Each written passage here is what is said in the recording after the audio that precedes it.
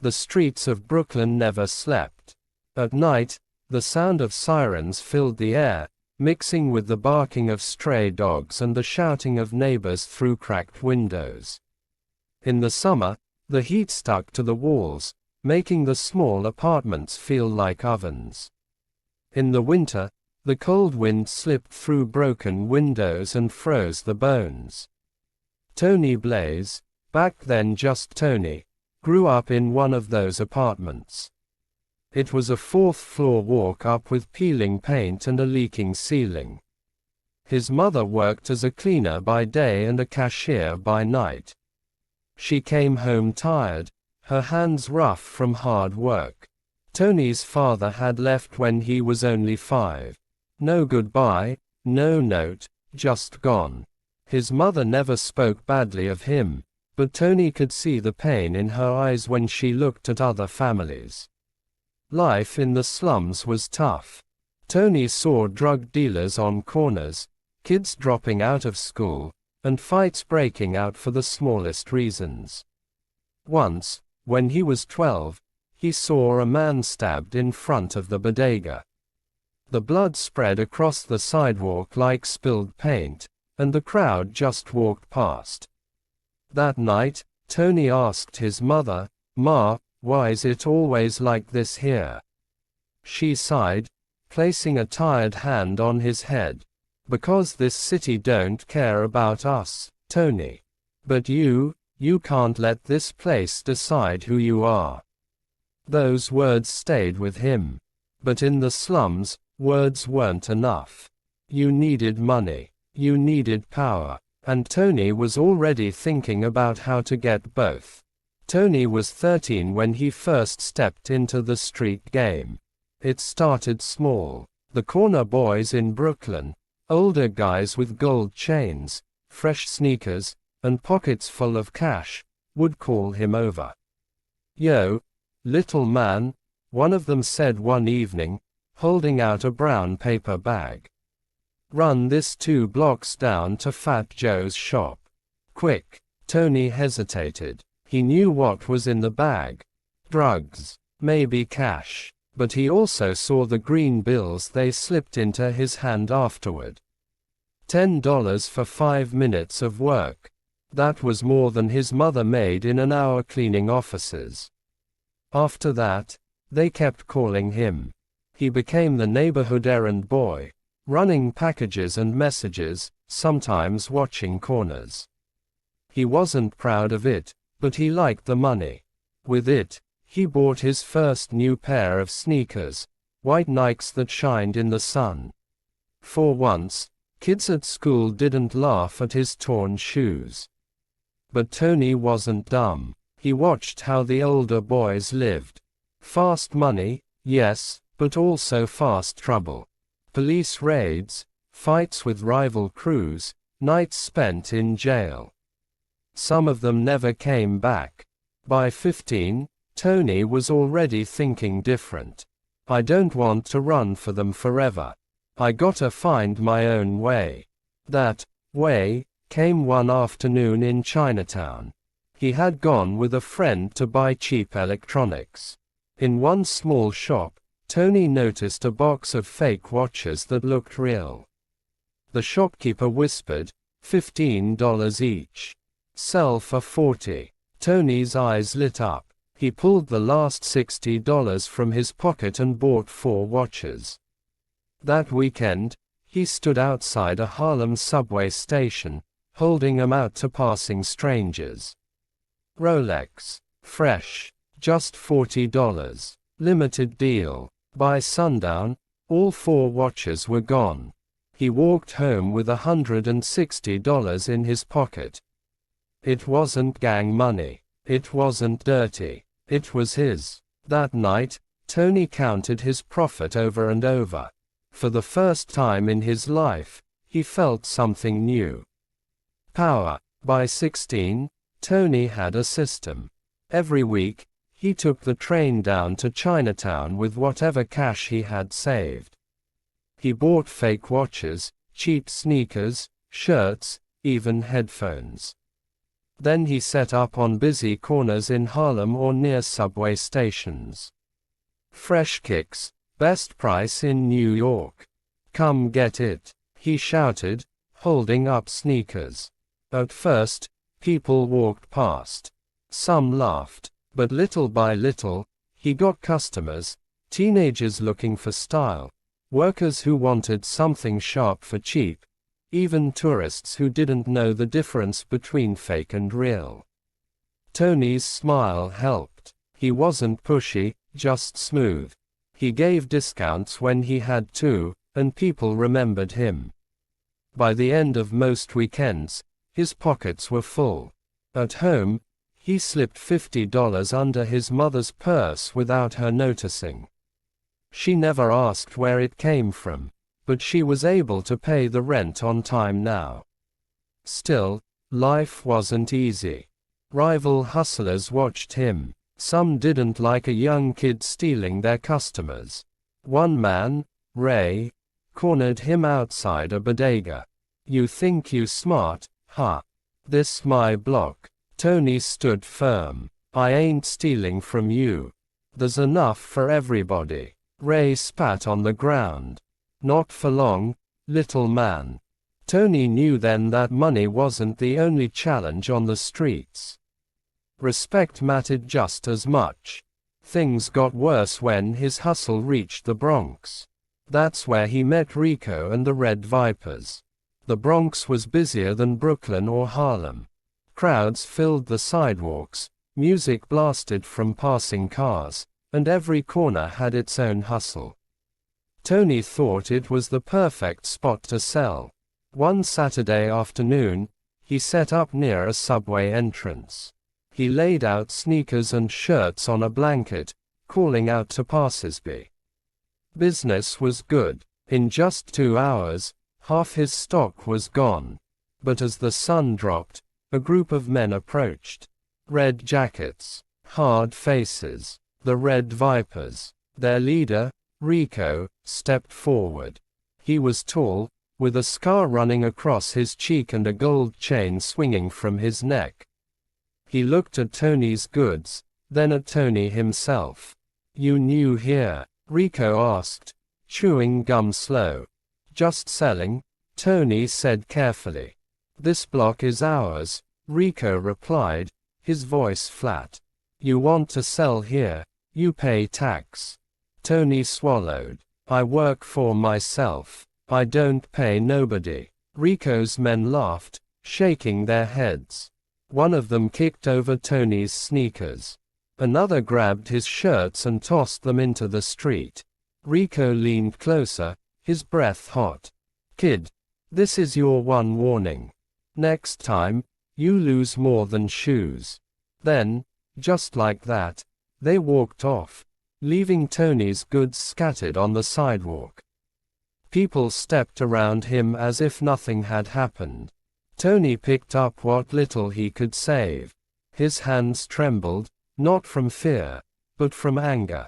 "They think they can scare me off. No way, I ain't quitting." But that night, as he sat on his bed counting his losses, he realized the truth. He wasn't just selling goods anymore. He was in the middle of a war he didn't ask for. A week after the warning, Tony tried again in the Bronx. He told himself maybe Rico and his men had made the point and moved on. He was wrong. It was late afternoon, and Tony had just sold a pair of sneakers to a construction worker when 3 Red Vipers appeared. Rico wasn't with them this time, but his orders were clear. "Didn't we tell you not to come back?" one of them growled. Tony backed up against the wall, clutching his bag. "I ain't hurting nobody. Just let me work." The tallest Viper snatched the bag out of his hands, dumping the watches and shirts onto the sidewalk. Another shoved Tony hard against the wall. Before he could react, fists flew. A punch split his lip. Another slammed into his ribs. He gasped for air, trying to fight back, but there were too many of them. His body hit the ground, and Boots followed, kicking his sides. "Tell Rico he ain't paying tax," one of them laughed, "'cause he's broke now." They grabbed the bag, scooped up what they could, and disappeared into the crowd. Tony lay on the pavement, blood dripping from his mouth. People passed by without stopping. Some looked, then turned away. To them, it was just another street fight in New York. For the first time, Tony thought about quitting. His body ached, his goods were gone, and his pride felt crushed. That night, he limped home and sat in the dark apartment. His mother knocked softly on his door. "Tony, you okay?" "Yeah, Ma. Just tired," he lied. But when she left, Tony whispered to himself, voice shaking, "I'm not stopping. I'll find another way. I'll come back stronger." Even broken, his fire wasn't gone. The streets had knocked him down, but they hadn't finished him. Tony stayed low for a few days after the beating. His body was sore, but his pride hurt worse.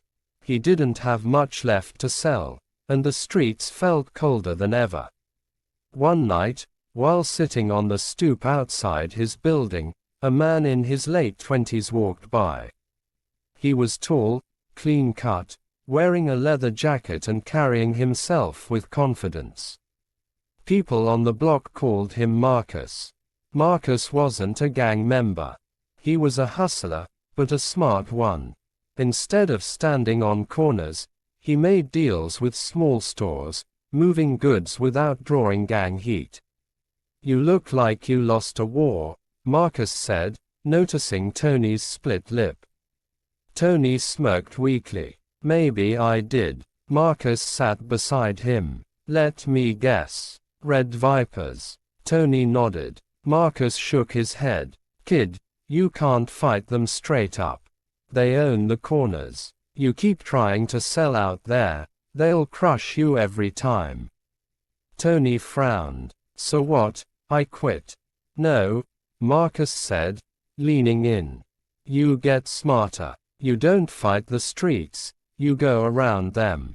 That night, Marcus explained his way of hustling. "You sell in bulk, not piece by piece. Find small shop owners who need cheap goods.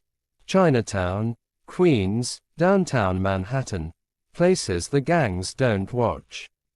You move quiet, steady. Nobody bothers you because you're invisible." Tony listened, every word sinking in. Marcus wasn't just talking hustling, he was talking survival. And for the first time, Tony saw another path. "Why are you telling me this?" Tony asked. Marcus looked him in the eye. "Because I see myself in you. And because if you don't change, the streets will eat you alive." From that night, Tony had more than just fire, he had guidance. With Marcus's guidance, Tony changed his game. No more selling on the corners where gangs ruled. Instead, he bought in bulk and moved his goods to small stores across the city. Mr. Lee, a shop owner on 42nd Street, became his first steady buyer. "You bring me good sneakers, I buy every week, Mr. Lee told him. Tony smiled. "Deal." From there, more doors opened. A barber shop in Queens wanted cheap watches. A clothing store in Manhattan asked for shirts. Slowly, his name spread, not on the streets, but behind counters. For the first time, Tony wasn't just surviving, he was building. He bought better clothes, spoke with more confidence, and even helped his mother with bigger bills. She noticed the change. "Tony," she said one night, "I don't know what you're doing, but I can see you're different. Just stay safe." But not everyone was happy. Tony had grown up with Dre, a boy from his block. They were tight since childhood, playing ball and running small hustles together. But when Tony started moving smarter with Marcus, Dre felt left out. "You don't call me no more," Dre complained one night. "I'm just busy, bro. Trying to get things right," Tony replied. "Yeah, right. You think you too good for me now?" Tony shook his head. "It ain't like that." But Dre's eyes told another story. A week later, Tony learned the truth. One of his shipments, sneakers worth hundreds, was stolen before reaching the store. At first, he thought it was bad luck. But when he saw Rico's boys wearing those exact sneakers in the Bronx, he knew. Dre had sold him out. Tony found Dre on their block. "Why'd you do it?" Tony demanded. Dre shrugged, avoiding his eyes. "Rico offered me cash. Said you was stepping on his turf anyway. I had to look out for myself." Tony's fists tightened. For a second, he wanted to swing. But he didn't. He just stared at his old friend, voice low. "You chose quick money over loyalty. Remember that when it comes back on you." Dre walked away, but Tony knew their friendship was over. The betrayal cut deep, but it also lit a fire. Tony realized the truth. On the streets, even friends could become enemies. He couldn't rely on anyone but himself. So he doubled down. He moved bigger shipments, found safer routes, and started saving every dollar. Marcus stood by him, but Tony knew his own decisions would make or break him. Years later, that hustle turned into something real. His own store, his own name shining on glass doors, Blaze Ware. The gangs couldn't touch him now. Rico was fading, Dre was forgotten, but Tony Blaze had risen. From the slums of Brooklyn to the bright lights of Manhattan, Tony's story was carved in sweat, blood, and betrayal. He had been beaten, robbed, and even sold out by his best friend. But he never quit. The city tried to crush him, but he learned the streets, played smarter, and turned hustling into an empire. As he stood one night in front of Blaze Ware, lights glowing, Tony whispered to himself, "I didn't just survive, I won."